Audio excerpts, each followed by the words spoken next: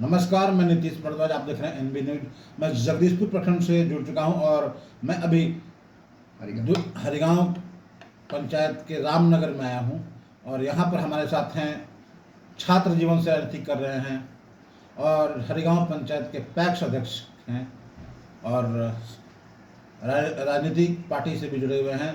उपेंद्र कुशवाहा जी के पार्टी से जुड़े हुए हैं। चलिए, मैं अपने चैनल की तरफ से इन्हें स्वागत करता हूं। आपका बहुत बहुत स्वागत है सर। आपको भी बहुत बहुत स्वागत। कैसे हैं सर?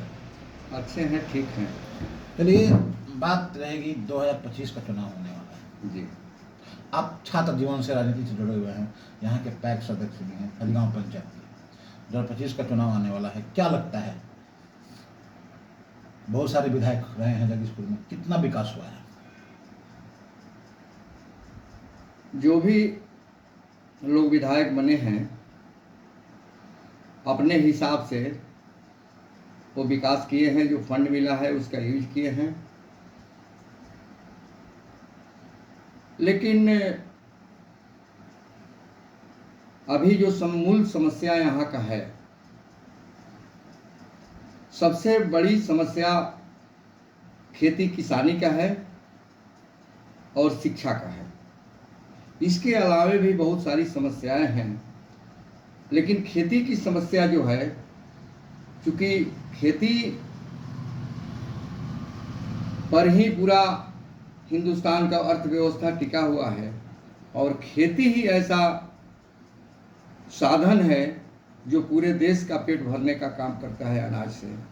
सरकार से मेरा आग्रह है कि खेती पर और किसानों पर ध्यान देने की ज़रूरत है, ज़्यादा ध्यान देने की ज़रूरत है। यहाँ की स्थिति ये है कि कितना भी उर्वरक दिया जा रहा है खेतों में, लेकिन उपज नहीं बढ़ रहा है। मिट्टी जो है वो धीरे धीरे बंजर हो रहा है। रासायनिक खाद का उपयोग बढ़ते जा रहा है और रासायनिक खाद जो है विदेशों से आता है, उस पर सरकार को बहुत ज़्यादा सब्सिडी देना पड़ता है। बोझ भी सरकार पर आर्थिक बढ़ रहा है। तो इसको जैविक खेती की तरफ अगर किसानों का रुख हो तो खेती में और अनाज उत्पादन में वृद्धि हो सकता है और लागत भी कम लगेगा। आपने सरकार से खेती कृषि को बढ़ाने के बाद की विधानसभा चुनाव आने वाला है, जगदीशपुर में बहुत सारे विधायक रहे हैं। मैं ये जानना चाहता हूँ कितना विकास हुआ है जगदीशपुर में, क्योंकि लोग वीर कुंवर सिंह के नाम पर चुनाव जीत जाते हैं लेकिन कुछ करते नहीं हैं। जी, आपने देखा है बहुत सारे लोग विधायक हैं, अभी विधायक हैं, क्या कहेंगे?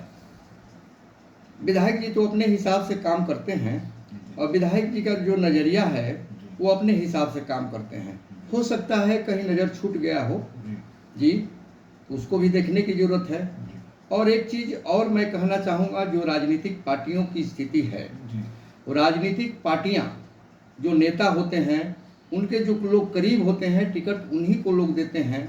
लेकिन वैसे कार्यकर्ता को, वैसे लोगों को टिकट शायद कम ही मिलता है, जो पढ़े लिखे मतलब उस हिसाब से जो दिन रात जनता के सेवा में लगे रहते हैं।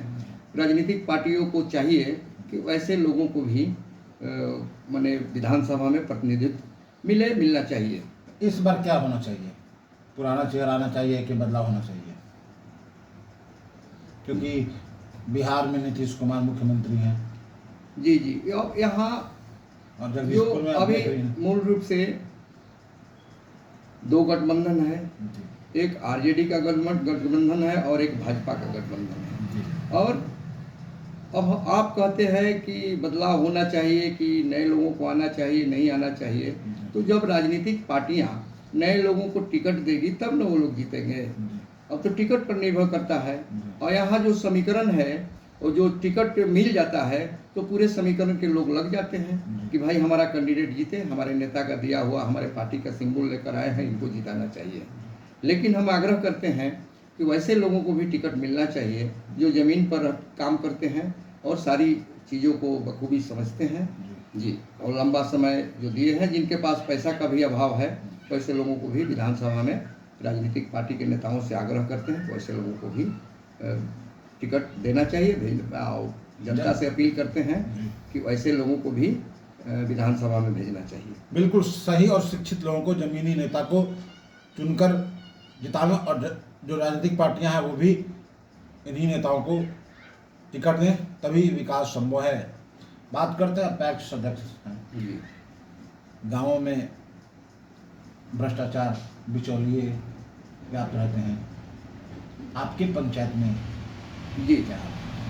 हम जब 2009 में पैक्स अध्यक्ष बने तो मैं पैक्स का अध्यक्ष नहीं बनना चाहता था, लेकिन यहाँ के कुछ वरिष्ठ बुद्धिजीवी लोगों ने हमको इस पैक्स के बारे में जानकारी दिए लोग, और इसके लाभ के बारे में बताए, और हमको सारा चीज़ दिए, टिकट मैंने और चुनाव भी लड़ाए और जिताए भी। तो इतना बड़ा मेरे ऊपर बोझ दे दिए मेरे सर पर कि उस बोझ को मैं ढो रहा हूँ, और जो लोग निस्वार्थ हमको जिताए हैं उनके सेवा में हर संभव मदद करने का हम प्रयास करते हैं। कहीं कोई चूक हो जाती है, भूल हो जाता खेती है, में बहुत बड़ी समस्या होती है, खाद की समस्या होती है, बीज की समस्या होती है। किसान गांव से सुदूर नगर में जाते हैं, बाजार में, यहाँ पर उनके पहुँच नहीं पाते हैं।